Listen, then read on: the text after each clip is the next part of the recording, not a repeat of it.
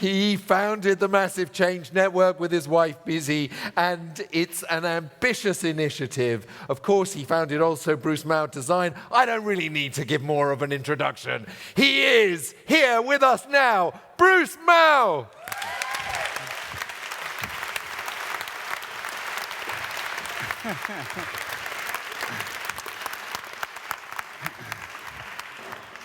Thank you. Thank you. It's great to be here. And thank you, Richard, for making this happen. I've tried for years to make the schedule work, and finally this year we were able to do it. I want to talk about this question: do we as designers have the responsibility to protest, to protect, or to produce? And I want to make an argument for our responsibility based on our capacity, what our unique talent is in the world, what we have to offer, and what the best contribution we can make really is. So that's what we want to focus on. I want to show you 4 related projects that for me are all about answering this question and trying to understand what is our best contribution, and ultimately what is our responsibility. So we ask also, are there principles that we can apply? Is there a way of thinking as a design thinker? Is there a way of thinking, and are there a set of principles that can help us to make decisions? And this has been our quest for the last several years, BC and I at Massive Change Network, to really understand what are the principles that really drive our method. How do we actually do the things we do? How could we give that methodology to someone else, to people, not only designers, but to anyone facing challenges, anyone really looking at problems and trying to solve them? And that's really what we've been after. In that process, we developed a set of concepts or working tools, working ideas that we really derived from 30 years of practice. I started as a designer 30 years ago, and over that time, really evolved very organically a way of taking on challenges that were really varied. And so we really developed this set of concepts that help us to solve problems. And I want to start with this one, which is begin with fact-based optimism, that we have a responsibility to create solutions. We have a responsibility to wake up every morning, not to be blind to reality, but to be open to possibility and really understand what is the potential in the place that we are. What is the potential in our situation? What can we contribute? How can we make the most of what we have and really be able to see it? It starts with facts and research so that it's not Pollyanna. It's not just, hope. It's actually optimism driven by reality. And that's really our approach and our purpose. I like to say that we cannot afford the luxury of cynicism. Cynicism is a luxury for others. As a designer, my responsibility is to solve that problem, whatever that problem is, and to begin from that outlook. So if I feel cynicism in my practice, I kill it. I cannot tolerate it in my life and in my work. It's just something I am profoundly against because I think the opportunity in our time is greater than at any other time in human history, and I'll show you some facts to back that up. I had a project a few years ago that really changed my life. It kind of opened me up to a way of working and thinking that was really profound. It was a project called Massive Change, and the back cover really says this best. It's not about the world of design. It's about the design of the world. How we are at this moment in history developing a capacity to shape our lives in ways that kings and queens for millennia could not imagine the access and possibility that we enjoy every day. But we need to wake up to that history and that reality and really make the most of it.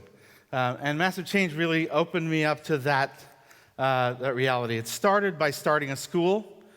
We started a school called the Institute Without Boundaries, and it was a purpose-driven, experience-based, entrepreneurial design education.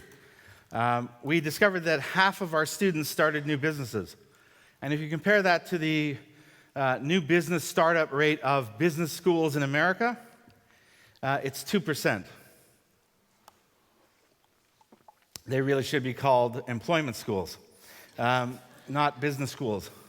And what we realize is that the entrepreneurial idea of design, the fundamental idea of creating new things out of what we have, is an extraordinary concept for life, and that we really could educate people in a methodology of working that way and create a lot of new value and new wealth and new opportunity. Now, the concept of massive change was really looking at the design capacity to shape our world. If you think of the number of times you can close your eyes and open them in a place where you only see the natural world, you realize it's approximately 0. And even the few times that it happens, where you open your eyes and you only see natural things, you're likely in a place that we designed so that you could have that interface with nature safely. Because if you were really in nature, it would kill you. So we've designed a way for you to experience it. If you're in a national park, you're not in nature. You're in a carefully manicured interface with nature. So this kind of concept of our designed life is really critical. If we don't understand how we're designing life and how we experience our experience within that envelope that we design, we really fail philosophically to explore our real potential. So that's the kind of driving force behind massive change. We looked at what we call design economies, the regions of our lives that are being invented or reinvented by new design capacities. So we looked at the image economy. This is like standing inside of the electromagnetic spectrum. What you see with your naked eye is in color. Everything else is information. We've turned the entire spectrum of the wavelengths into an eyeball. We can look into the universe with gamma waves on one end and with radio waves on the other, and everything in between, and turn that into visual information to help us make better decisions. And that's the new economy of the image. We looked at movement, how we would ultimately create sustainable movement.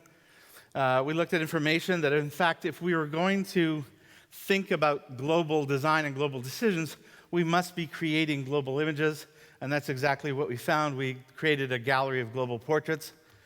We looked at the kind of new concept in manufacturing that waste equals food, that ultimately you can turn an output into an input and completely reconceive the way that we make things. We looked at the market. The market is not a natural space. It's a design space, and the way that we design it determines what has value and what gets exchanged. And when we turn that design engine off, the regulators, and we allow the innovators to race ahead, we get 2008 and the global financial crisis. Ultimately, what we realized was that this was all about redesigning wealth, that we're actually in an era where we're inventing new currencies, new forms of wealth, and circulating them in new ways. So we understand cash as a form of wealth, but there's a new wealth of information, of access, of mobility. They're all new kinds of currencies that are being redesigned. We based our project on this extraordinary quotation by Arnold Toynbee. And Toynbee said the 20th century, in the long sweep of history, will be remembered as an era in which we dared to imagine the welfare of the entire human race as a practical objective. And when he said that, he made it a design project. It's not utopian. Right? A practical objective is not a utopian vision that is by definition unreachable. It's actually a design ambition that we intend to imagine the welfare of the entire human race as a practical objective. When I went to a high school after we opened the show in Vancouver, a student at the high school said, "You're thinking too small." And I said, yeah, really, that's the biggest thing I've ever heard. I've never heard of a bigger idea. And they said, take out the entire human race and put in all of life. And I was really blown away. I was just dropped because I thought, wow, what kind of high school is this? That students think like this. And what we really saw was that design was changing its place, that it was no longer a subset of business. It had really superseded and become our biggest project of all. That nature, culture, and business is now our design project, and that's really what's going on. And we saw that design was changing from form to content. It was changing from a form-giving exercise to really creating new ideas, creating new experience, creating new content. We were moving from an opaque world to a transparent world.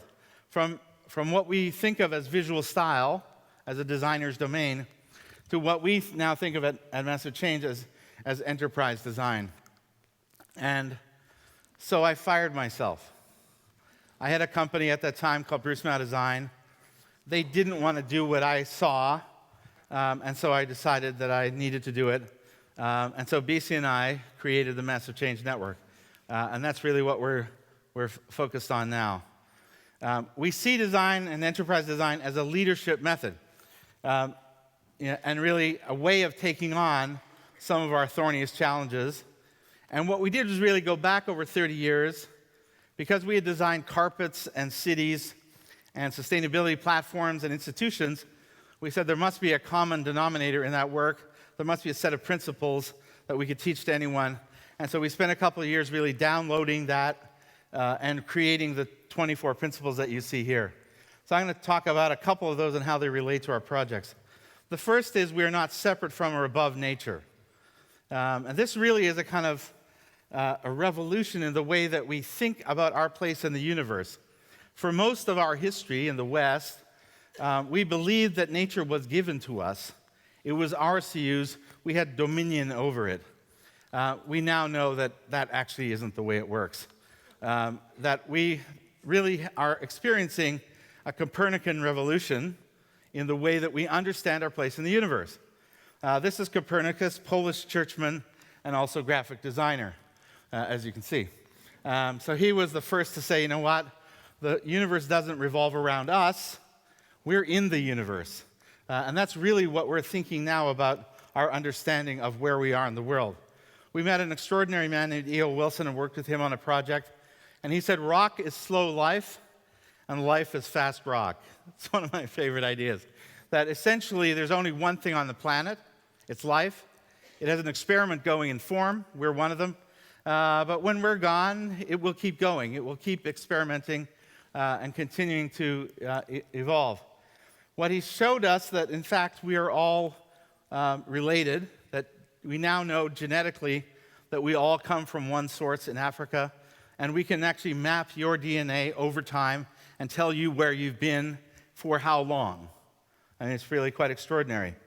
So please introduce yourself to the person next to you, because you are related. And I mean, it's really stunning. When you see the data, when you see the science, it's really stunning. And now I'd like you to extend that welcome to the rest of life, because that's also the case. We're all from one source. And that's really the reality of our experience. So I want to talk about how we apply that principle to the world's first Museum of Biodiversity. We worked with Frank Gehry on this project in Panama to really write the mandate, the story, the kind of strategy of the institution, to create that institution and work from the inside out to tell that story and give it form, while Frank worked from the outside in to build the building around the story. And it really was a kind of extraordinary experience. It opened last year in Panama City. It's at the entrance to the Panama Canal. It starts with this experience called the Panorama. It's like you could take a glass box of cinema and you could dip that box down into the ocean. You could fly it up through the canopy, through the jungles of Panama, down into the mangroves and into the ocean again. And you could experience the whole journey of Panama as an icon of biodiversity, as the most biodiverse place on the planet that needs to understand the value of that. We talked about the great biotic interchange when you put two island ecologies of South America and North America together and cut one ocean ecology into two. And what happened with the species where you had this extraordinary intersection and at the same time a bisection of species in the oceans. That really allowed us to kind of tell stories. Once we have people inspired by these events, we can then tell the story about what it is that they're looking at. And we extend that into the story of the human migration as well, that we join that great biotic interchange and now more and more globally are passing through Panama the way that the animals have for millions of years. Now, yesterday, Alice talked about corporate self-interest. So that was the kind of first project and the first principle. Alice talked about corporate self-interest, and I want to really touch on that because she made a pretty compelling case what an opportunity is, and it has been for me, that the principle that we apply is design the invisible, that ultimately most design is actually not visual. And we need to get underneath and really design the infrastructure of the way that we think. So we did a project with Coca-Cola, probably the world's greatest brand, certainly the most valuable, to really galvanize it as an enterprise system to sustainability, to forever, so that we can have Coca-Cola in perpetuity. And when we did this project, we presented it at a conference, and a young person came up to the mic and said, if you want to be sustainable, why don't you just stop making Coca-Cola? And my partner at the time, who was the head of global brand, was just flummoxed by that. And I said, look, that's not a future I want. I want to think about a world in the future where I can actually have a Coke, but not pass a check to my kids. So we started with the concept of kind of particle of positive energy, and imagine that if you could capture all of that positive energy around the world and galvanize it and really use the kind of massive scale of Coca-Cola to imagine a positive future, that we had an extraordinary opportunity to introduce sustainability at a company level to a company that would actually influence thousands and thousands of companies to do the same. So we developed the kind of global platform for Coca-Cola, and it was, for me, one of the most important things that I think we've done over the years. And you can see these messages from Neville Isdell and Muhtar Kent, the two CEOs that we worked with, just what it meant for them and how they see it as part of their responsibility. What was for me very exciting is that when we did this project, during the final presentation to the CEO and the senior executive, one of the people said, this should be our approach to CSR, to corporate social responsibility. And Muhtar immediately stopped him and said, this is going to change the way that we do business for decades to come. This is not about corporate social responsibility. I'm personally on a campaign to eliminate that idea. There should not be an office of good unless it's the CEO's office. That led to some pretty extraordinary collaborations that are still ongoing, including this project with a little company called Emico. Emico has made aluminum chairs for 50 years, and together we developed a new material that's made out of PET bottles. So it allows them to make a classic Emico chair in a new material that takes 111 pop bottles out of the 111 PET bottles out of the waste stream. So this chair is called the Navy 111 because each chair takes 111 bottles.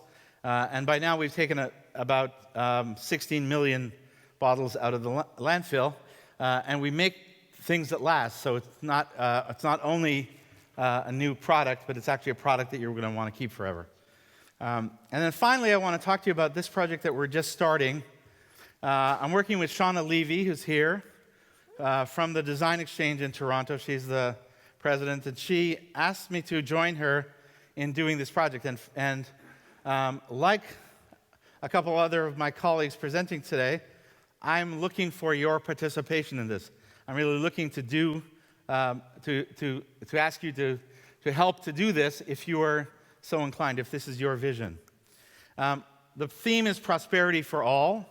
I think it's absolutely in line with what design can do. What we realize is that today, as I mentioned, is the best time in human history to be alive and working. There's never been a more opportune moment to be a person. Even with all of the challenges that we face, it's really an extraordinary moment in history in terms of our access to possibility. The great challenges we now face, as BC mentioned yesterday, are not failure problems, they're success problems. We have problems because we've solved so many problems. We have a new class of problems at a higher order of complexity because we've solved disease and hunger and sanitation and so many of the great challenges of humanity.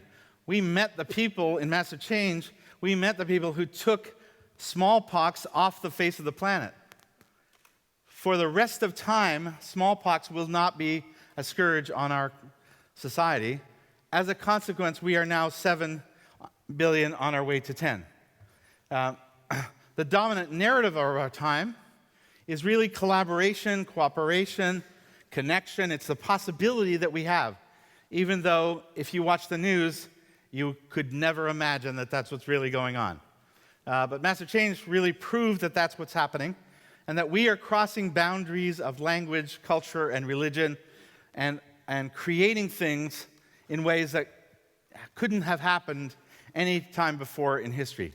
And that's where designers really have a responsibility and a role to play.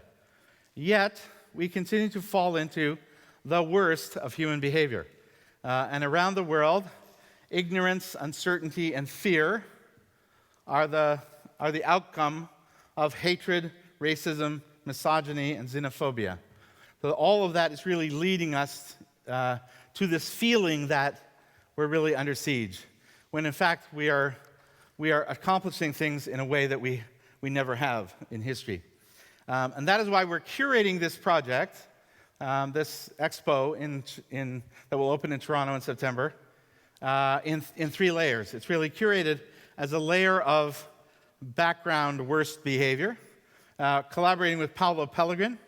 Paolo is a war photographer, maybe one of the best in the world, and we are working with Paolo to document the worst of human behavior. And it is really, it's really painful and challenging.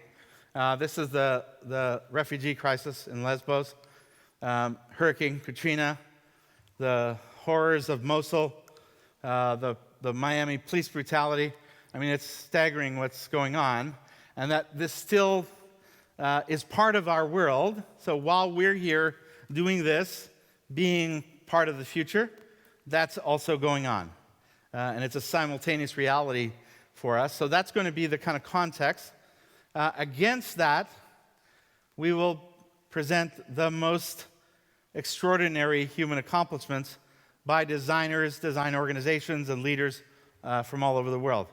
And I'll just touch on a couple. Mick Ebeling runs a program called Not Impossible Labs and takes on things that everyone thinks are not possible. This is an eye writer that his team created, for people who are disabled, fully immobilized, to be able to control their environment with their eyes and really, make their entire world accessible to them in a new way. We're working with a studio, I think it's called Rusagard. Eventually, I'll get it right. And the project that really blew my mind was this thing called Smog Free, where they built an air cleaner and then took the material that air cleaner produced and made a jewelry out of it. With Rebecca Richards-Cordham, she leads a lab to put a doctor's office in a backpack off the grid for under $200.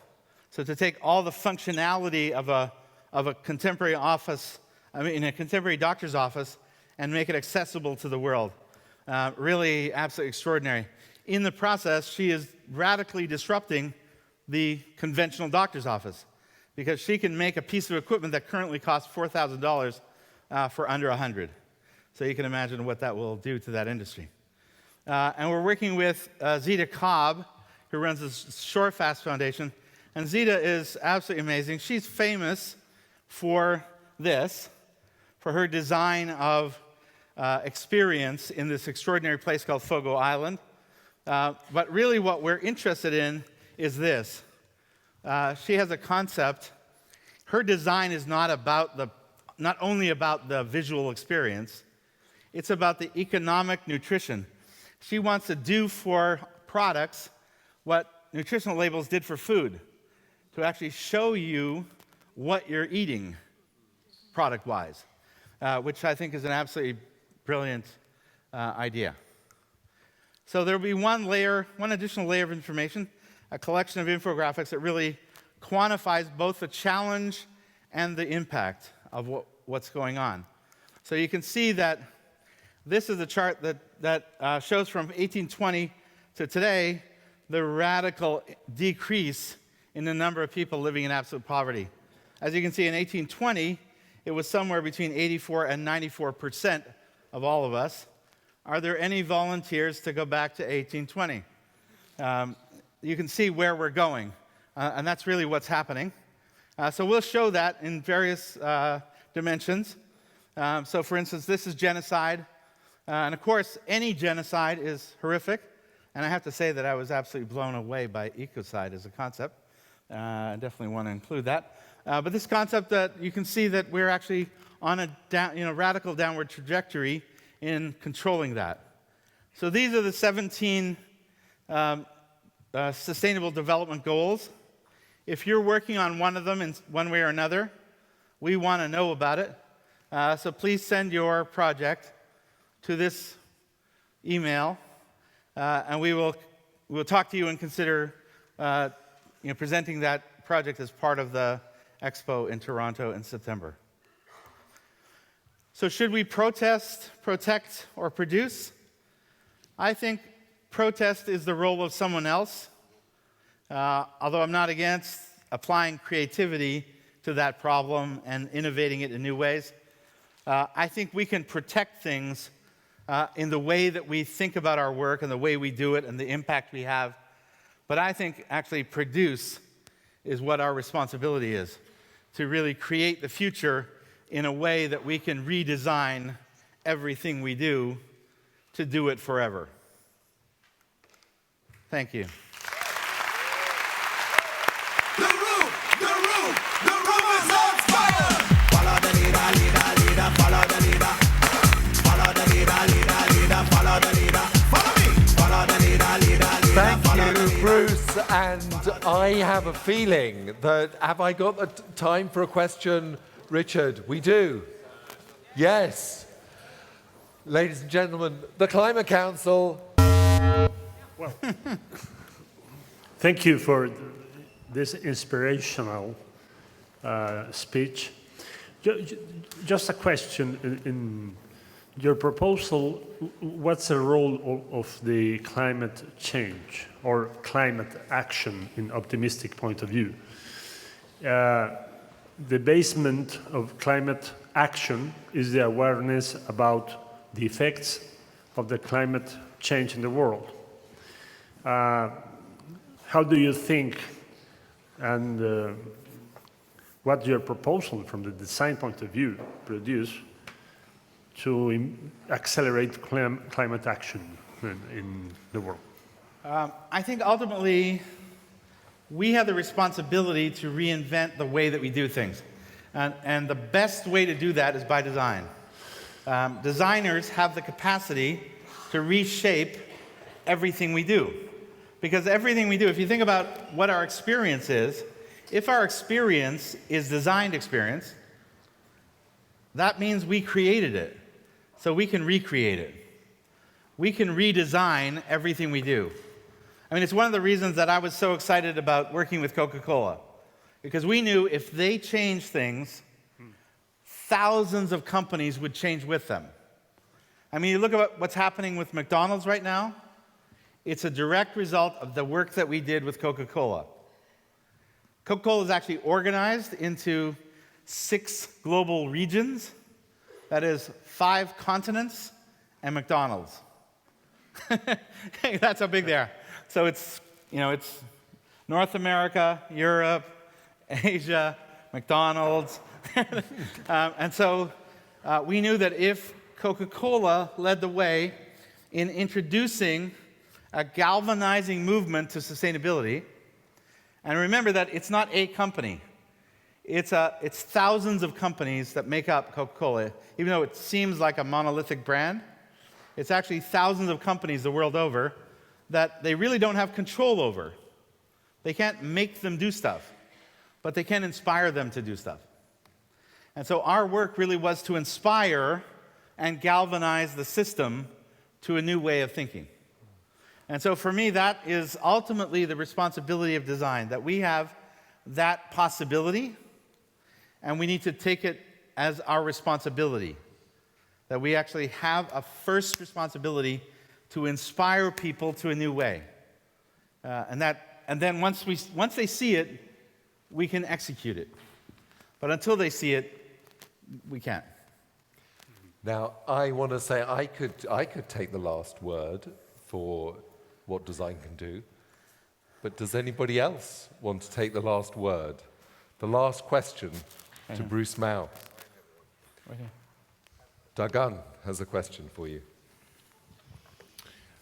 Great ideas. And I have one question about the little typo under your presentation. It says, copyright Bruce Mau, not for distribution. Why is that? Now, I'll defer to my daughter, who told me not to do that.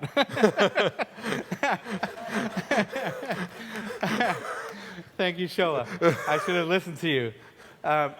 It's actually an artifact of a document that I was working with internally, not to be distributed. But I think it's also important to control your work. It's important to actually...